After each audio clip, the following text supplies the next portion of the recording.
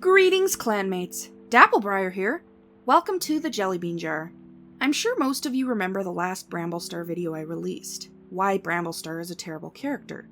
Well, while I may think he's a terrible character in many ways, I never said I hated him. Yes, I'm looking at you, overly aggressive Bramblestar defenders. Actually, I think he has one of the most interesting and mentally complex character arcs in the series. Ignoring the fact that the Errands claim they didn't write him badly intentionally, and refuse to acknowledge his abusive behavior. So today I'm going to psychoanalyze Bramblestar in depth, and tell you exactly what fueled each decision he made as well as his gradual change in personality. Of course, it will start when he was a mere kid. Keep in mind that Tigerstar was exiled while Bramblekit was still very, very young. I doubt he'd remember much about that event, especially considering he and his sister had to be told what his father did later on, why they were treated differently. But I'm getting ahead of myself. Even from said young age, Bramblekit knew he was different. He could see the way other cats avoided him or looked at him with fear in their eyes, especially Firestar at that point in time. But his mother was very loving and assured her kits always that they were amazing and there was nothing wrong with them, though the treatment continued and the two began to feel rather isolated. This festered within them as well as uncertainty until Firestar finally told them what happened, and the two young cats felt hurt. They had never done anything to their clanmates, yet they received this treatment. Bramblepaw was initially very hurt because his own mentor didn't trust him properly, because he looked like his father. Despite this hurt, within Bramblepaw also blossomed a new determination, to be the best ThunderClan warrior that he could, and prove himself to his clanmates. He would never be like his father. Meanwhile, it got to his sister a lot more, and eventually she left to join Tigerstar. I'm sure Bramblepaw felt miserable and betrayed here. His only sibling, whom he'd always been close with, was gone to be with a father he'd never known, and had only heard bad about. He likely didn't know what to think of this, or what to think of his sister. Why would she join a murderer? And why would she leave him? Did he love his sister more than she loved him? And of course, this would have only made it harder for his clan to trust him, wondering if he'd run off too. I'm certain it was around this time, with the added weight of his scrutinizing clanmates, that created a sense of self-doubt that festered within Bramblepaw and only worsened over time. He must have certainly questioned his worth. Would he ever be good enough for anyone? Would he always care for others more than they cared for him? Did others not trust him? And if they couldn't trust him entirely, then how could they possibly care for him? It was here where he began to put up barriers within himself against others, even if they were subtle, almost invisible at first. As time went on, Tigerstar started to exhibit his tyranny over the other clans. This would have made it more and more conflict for Bramblepaw. I mean, could you imagine being a ThunderClan cat and seeing the very cat of your nightmares when you walk out of your den in the morning? No doubt cats were suspicious and jumpy around him, and really, you can't fault them for that either. But at the same time, it so horribly affected Bramblepaw and his emotional development.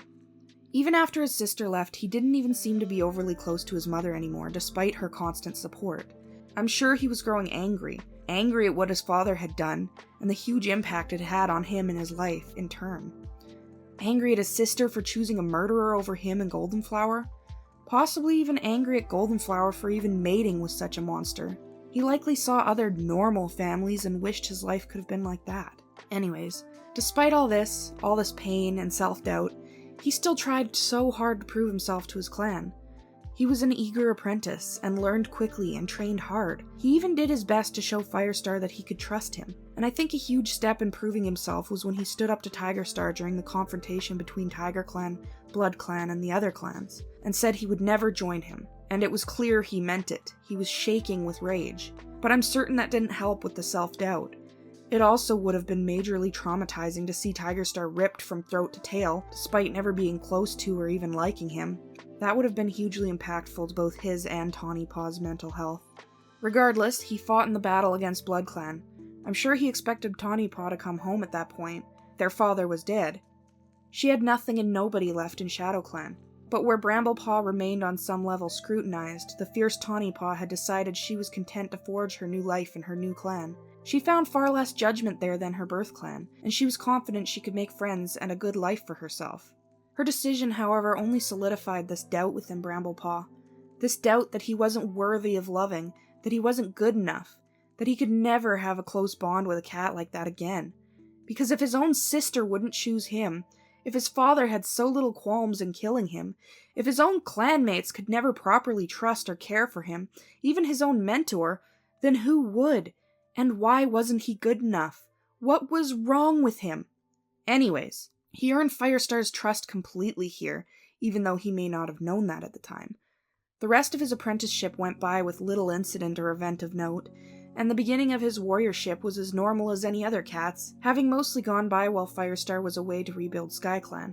He worked hard, and he was loyal and even began making friends. It was noted that he was friends with Ashfur initially too. Anyways, trouble kinda started when Squirrelflight, then Squirrelpaw, became an apprentice, and the two had to interact suddenly. Brambleclaw took a liking to her immediately. Confused when I say this? I understand, considering they were constantly butting heads, but it's the truth, and this is why. Brambleclaw saw her fiery spirit, her outgoing and friendly personality, and he started developing feelings for her right away. However, this scared him. His first thoughts were, of course, she's Firestar's daughter. Oh, I'm not good enough. She could never love me. Maybe she could, but not as much as I'd love her. What if she leaves me? I can't deal with that again. And so this ever-prodding sense of insecurity and uncertainty bubbled up to the surface. The fear quickly turned to anger, and the anger was directed at Squirrelpaw, the vessel of his frustrations. Thus, they butted heads a lot, his aggression easily returned by the fierce and fiery-spirited apprentice. I would like to point out also that Squirrelpaw was not abusive in her opinions. She was sassy and stubborn and always voiced her opinions, but she didn't make others feel like crap. She's like her mother in a lot of ways. Funny that her mother actually abused Firestar at first and remains a fan favorite, but Squirrelflight simply had disagreements with Bramblestar and she's got half the fandom hating on her. Anyways, back to the topic at Paw.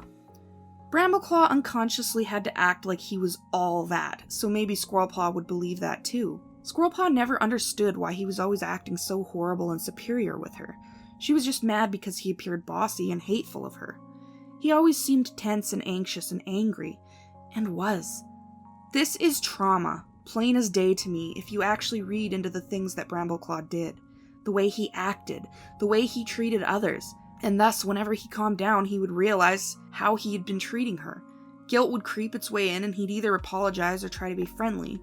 But of course that doubt always reared its ugly head anyways and caused the issues all over again. Thus, the cycle repeated itself over and over and over. It pretty quickly and early on became toxic, although that may not have been as noticeable at that point in time. It would only fluctuate wildly as their relationship went on. So anyways, woohoo! Brambleclaw was chosen to go on a journey. And Squirrelpaw followed him. Oop, but plot twist, this would only put a big gain in Brambleclaw's confidence for once. Oof, getting ahead of myself again, let's back up a little. So basically, up until the point of the journey, Brambleclaw was an exemplary warrior. Apart from his spats with Squirrelpaw, he worked hard, patrolled a lot, helped out wherever and however he could. He was a genuinely good warrior, another patrol guy. Initially, before Squirrelpaw, he wasn't even hot-headed, really. He was pretty laid back. But Squirrelpaw really jumbled all his emotions up. It just seemed that Brambleclaw didn't know how to love. He didn't know how to accept the things he was feeling either. So yeah, he did and said a lot of the wrong things. A lot. But during the journey, not only did Squirrelpaw following him have him questioning if she liked him back, thus boosting his confidence, but he was away from the pressures and routine of the clan. He got to be with his sister again. He got to feel himself out and his new travel companions as well. They got to show more potential than they ever had as basically background faces in their clans. Not only that, but these cats didn't look at him differently because of who his father was. They didn't have to endure Tigerstar's initial tyranny the way that ThunderClan did. This coupled with Squirrelpaw's desire to follow him, and that boosted his confidence a lot. Brambleclaw too had a chance to show his potential. Without the memories and insecurities and doubts of home weighing down on him, he felt freer, he felt confident, and thus he stepped up, into a leadership role he'd never quite taken on before. But he knew his mentor, he knew himself and the group's goals, and that's why he so easily fell into the leadership role and why others clung to his words, looked up to him, and trusted him. These cats, whom had stood by his side and seen the best of his potential, were likely his biggest supporters when he was chosen as deputy much later on. Anyways, the journey basically went as it should have, despite the whole Feathertail hiccup, and the cats returned to their clans to tell them of a new home. When they returned home, it's likely that Brambleclaw's confidence would have started dipping dramatically, had the clan not been in such dire straits. But they needed help. He was strong and full-fed, and the clan was weak and hungry. But I imagine this confidence only lasted until Firestar led the clans to their new home. He would help his starving clan as much as possible, but at the end of the day, Firestar was the hero, the leader to all again. Brambleclaw would have fallen into the background again. Of course, helping his clan, but just another warrior.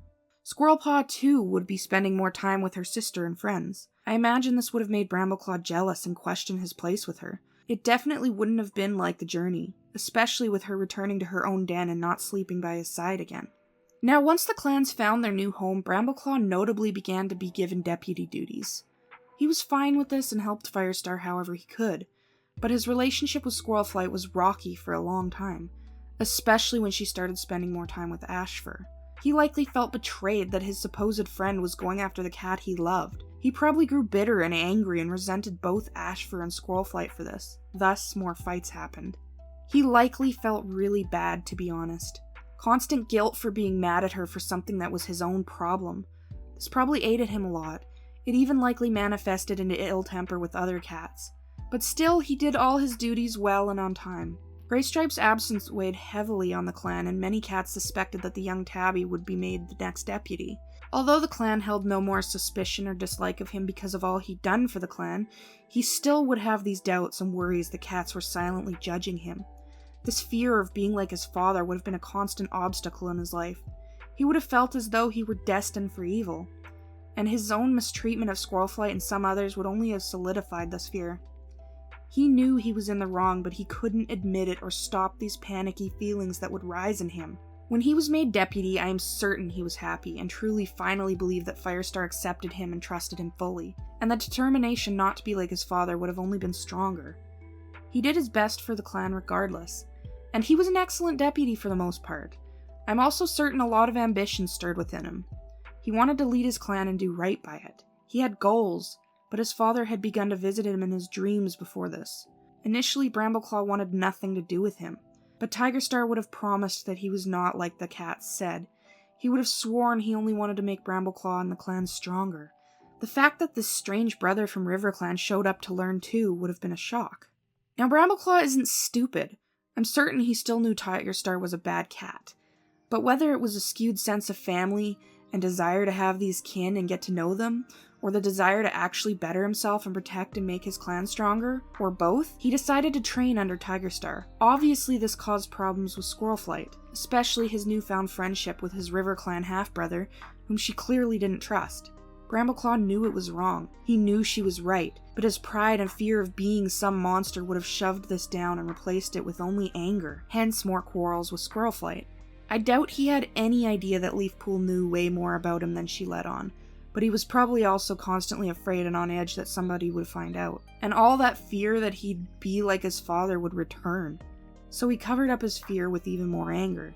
At Squirrelflight, at Ashfur, at any cat that rubbed him the wrong way. Because he was at this point so mentally and emotionally unstable, he was like a ticking time bomb, able to explode at a moment's notice, always tense and anxious. This probably made him feel sick to the stomach a lot, hence why eventually the anger and arguing with Squirrelflight would become overwhelming exhaustion. Regardless, he did see the error of his ways and made the conscious effort not to be like his father when Hawkfrost trapped Firestar and urged Brambleclaw to kill him so he could be leader. Brambleclaw chose his clan, always, and killed Hawkfrost instead, in a valiant effort to protect his leader and his clan. Firestar recognized his ambition and his struggle, but also his loyalty to his clan and leader, and the strength he truly possessed inside. Hawkfrost was a formidable cat, but Brambleclaw killed him fairly easily. Regardless, despite his clan and Squirrelflight accepting him now, this action, this decision, traumatized Brambleclaw. He didn't just kill someone in cold blood. That someone was his brother, whom he'd gotten close to, the only kin he'd had apart from Tawny Pelt. And Brambleclaw had killed him, ripped his life away in a violent bloody mess. That's horrifying, and nobody really stopped to take the time to wonder if mentally Brambleclaw was okay. Nope, things moved on. Brambleclaw's relationship with Squirrelflight progressed until they supposedly had kits. And here comes another massive and traumatizing event for Bramblebutt. The three are born and Squirrelflight claims them as her own. Brambleclaw accepted this and was actually quite happy. I bet his mood picked up. He had this new sense of pride and purpose. His mate had bore his kits.